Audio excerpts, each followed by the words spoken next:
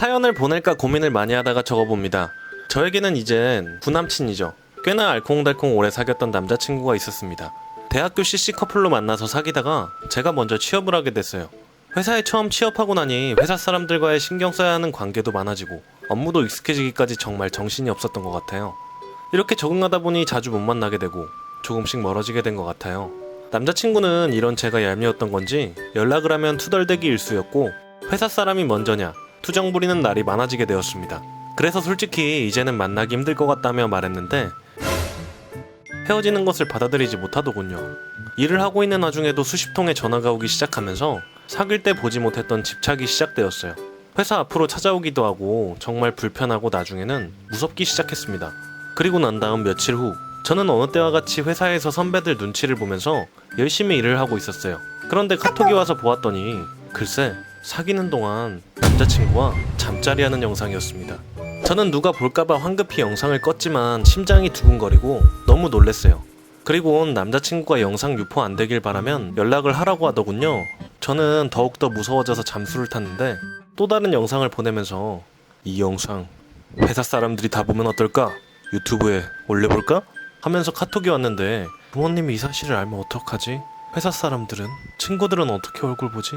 나는 이제 사회생활하기 어려워지는구나 하면서 온갖 생각으로 정말 어디론가 아무도 모르는 곳으로 잠수 타고 싶어졌어요. 며칠을 그렇게 혼자 끙끙 앓다가 가장 친한 친구에게 저의 고민을 만나서 솔직하게 털어놓았습니다.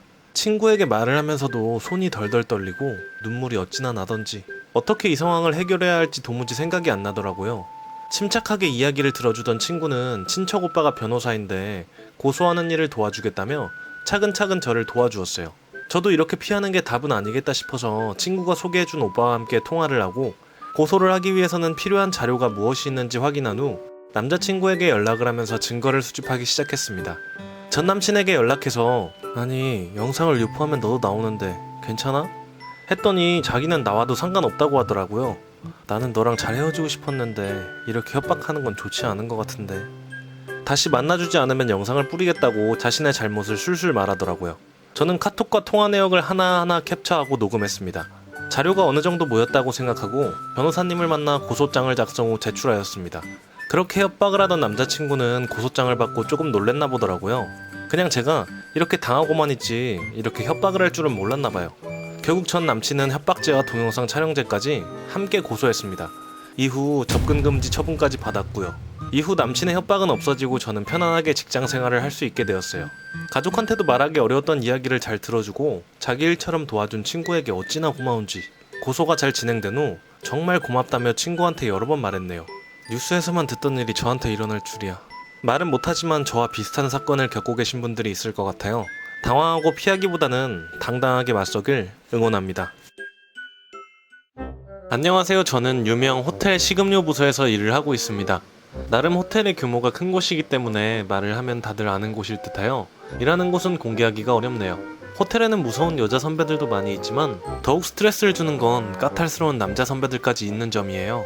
나름 첫 직장이기 때문에 부모님에게 실망시키고 싶지도 않고 저도 열심히 버텨보고자 노력했어요. 일을 하다 보면 혼나기도 많이 혼나고 적응하는데 애를 쓰고 있었어요.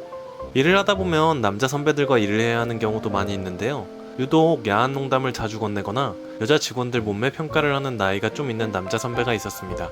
정말 야한 농담할 때마다 어떻게 대답을 해야 할지도 모르겠고 여자 후배들이 당하거나 하는 모습을 보면서 좋아하는 모습을 보면 그렇게 얄밉고 화가 나더라고요. 다들 이렇게 참고 일하는 건가 하는 생각도 들었습니다.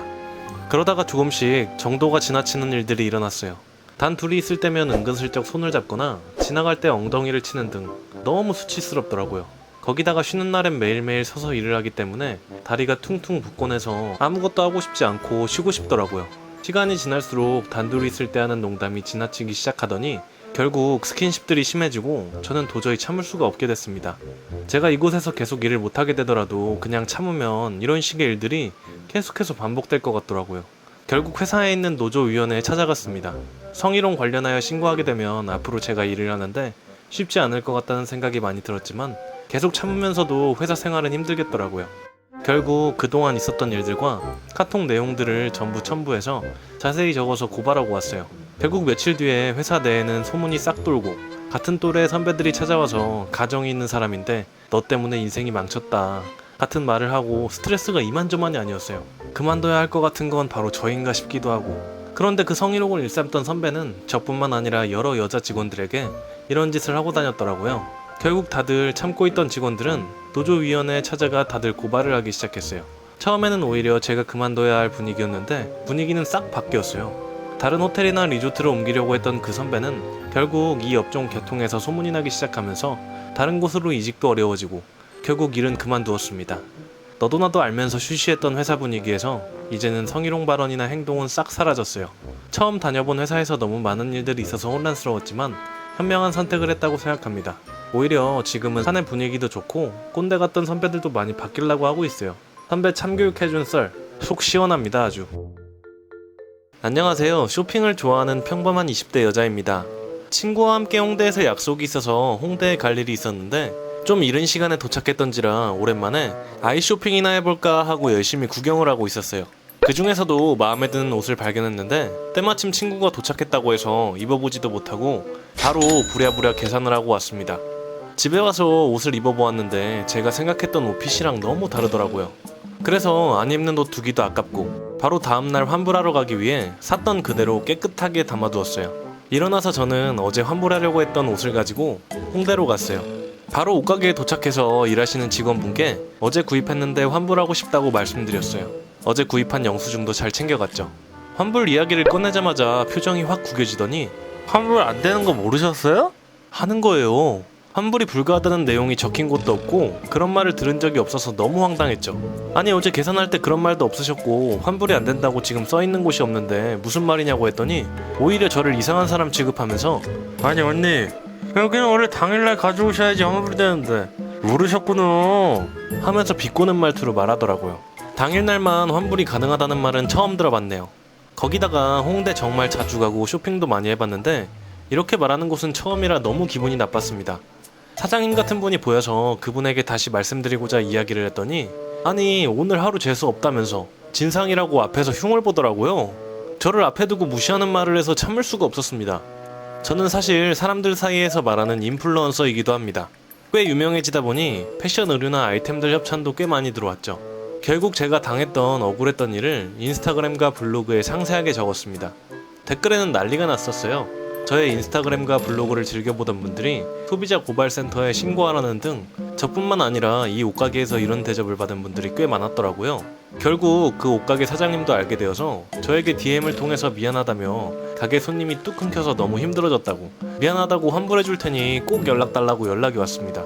저뿐만 아니라 이런 대접을 받았던 분들이 화가 많이 나 있는 상태에서 제 일까지 터지면서 꽤 일이 커진 것 같더라고요. 결국 사장님은 인스타그램에 그동안 잘못한 내용과 앞으로 이런 일이 없겠다며 사과 영상까지 올리고 환불을 안 해줬던 고객들 모두 해주기로 하고 잘 마무리되었어요. 대학교 친구들 중에서 유독 한 명이 예쁜 척을 심하게 하는 친구가 있었어요. 셀카를 찍을 때는 항상 필터 보정이 한가득으로 찍고 인스타그램 업로드할 때 보정은 필수였죠. 그러면서 항상 자신의 외모에 대한 자신감이 넘치던 친구였어요. 좀 지나치다 이런 생각을 종종 하곤 했었어요. 거기다가 친구는 신발이며 가방, 옷은 무조건 항상 명품만 고집했어요. 혼자 입고 다니면 상관은 없는데 친구랑 친해지기 시작하니 이제 다른 사람들 평가가 시작되더군요. 쟤는 피부가 너무 별로다. 쟤 아까 가방 봤어? 저런 건 줘도 안 메고 다닐 것 같은데. 이런 식의 평가가 지나치게 되다 보니 제가 없는 자리에서 이 친구가 저도 욕하는 거 아닐까 이런 생각이 들더라고요. 또 다같이 20살인데 친구만 명품을 좋아하다 보니 친구들과 쇼핑을 가도 그 친구와는 어울리기가 힘들더라고요. 그러면서 함께 어울리는 친구들 모두에게 자신의 신발이나 가방 자랑을 하기 시작했어요. 한 번은 같은 과 아이들과 조별 과제를 하는데 그 조별 모임 중 남자애가 과제 때문에 연락한 것을 내가 한미모 하잖아. 어떤 남자애가 연락 왔더라고. 나 너무 인기가 많은 거 아니야? 너를 좋아하는 게 아니라 그냥 과제 때문에 연락한 거야. 너뿐만 아니라 조별 애들한테 다 연락했음. 하! 너 지금 나한테 질투하니? 라고 하는데 어이가 없어서 그냥 얼버무렸어요. 이 일이 있고 나서 시간이 지난 후 수업을 시작하기 전에 교실에서 모여 있었어요. 제가 인터넷에서 쇼핑을 한 옷을 처음 게시한 날이었는데 저는 그냥 평범한 쇼핑몰에서 구입한 옷인지라 별 생각 없이 구입했거든요. 근데 알고 봤더니 이게 유명 명품 스타일을 카피한 제품이었나봐요. 교실에 친구들도 많이 있었는데 큰 소리로 너 지금 짭 입은 거야 이거? 하면서 친구가 웃으면서 놀리는데 너무 창피했어요. 결정적으로 네가 이런 짭 같은 거 입고 다니니까 만나는 남자들도 다 그 모양이지 이런 말까지 했는데 정말 머리끄댕이 잡고 싸우고 싶은 마음이었습니다. 그리고 나서 저는 이 친구를 가만히 두면 안 되겠다고 생각되었어요. 그런데 친구 중 한 명이 그의 명품들이 모두 가품인 것 같다고 하더라고요. 알고 보니 제 친구의 언니가 명품을 꽤나 많이 갖고 있는데 친구랑 동일한 신발과 지갑이 있다고 하더라고요. 그런데 친구 거랑 가죽 느낌이나 로고 모양 조금씩 다른 점이 있어서 이상하다고 느꼈다는 겁니다. 친구는 학교 기숙사에서 생활을 하곤 했는데 다른 친구가 택배 온 것을 보고 쇼핑몰 이름을 보아하니 어떤 곳에서 쇼핑을 했나 궁금해서 찾아봤다가 가품을 파는 사이트인 걸 봤다고 하더라고요. 그냥 허영심 가득했던 친구였던 것 같습니다. 저는 친구가 저한테 했던 것처럼 똑같이 해주기 위해 저의 까가 다 모인 날 그 친구에게 물어봤어요. 너 가방이랑 신발 이거 얼마야? 신발은 80만원, 가방은 150만원이고 아, 너가 구입한 쇼핑몰에서 신발 그거 8만원, 가방 12만원에 파는 거 내가 봤는데 너 그거 다 가짜잖아. 그 말에 친구는 얼굴이 급빨개져서 당황하더군요. 그 이후로 평소 친구들 무시하고 예쁜 척, 인기 많은 척은 다 하고 다니던 친구는 과에서 소문이 다 나서 그날 이후로 명품은 전혀 하고 다니질 않더라고요. 어울리는 친구들도 없어지고 혼자서 학교 다니는데 평소 다른 사람 외모 평가하고 옷 품평해하듯이 말하고 다니던 꼴 안 봐서 너무 속 시원하네요. 남자친구랑 사귄 지 6개월 정도 넘어가다 보니 이제 친구들도 조금씩 소개를 해야겠구나 생각이 들었어요. 저의 베프인 친구에게도 남자친구 이야기를 자주 하곤 했었는데 드디어 보여주는 날이 왔습니다. 다 같이 밥을 먹기로 해서 모여서 이런저런 이야기도 하면서 급속도로 친해졌어요. 친구도 불편하지 않게 남친과 잘 어울리다 보니 저도 편하더라고요. 친구랑도 만나고 싶고 남자친구랑도 데이트하고 싶었는데 다 같이 모여서 놀기에도 좋아서 같이 부르곤 했어요. 그런데 제가 남자친구와 친구를 너무 믿었던 탓일까요? 어느 날부턴가 친구와 남친이 서로 연락처를 아는 것을 알고 있긴 했어요. 제 생일이 다가오거나 하면 필요한 것들, 갖고 싶은 거를 친구한테 물어봐서 센스 있게 준비를 해서 그냥 그러려니 했습니다. 그런데 제가 잘못 생각했나봐요.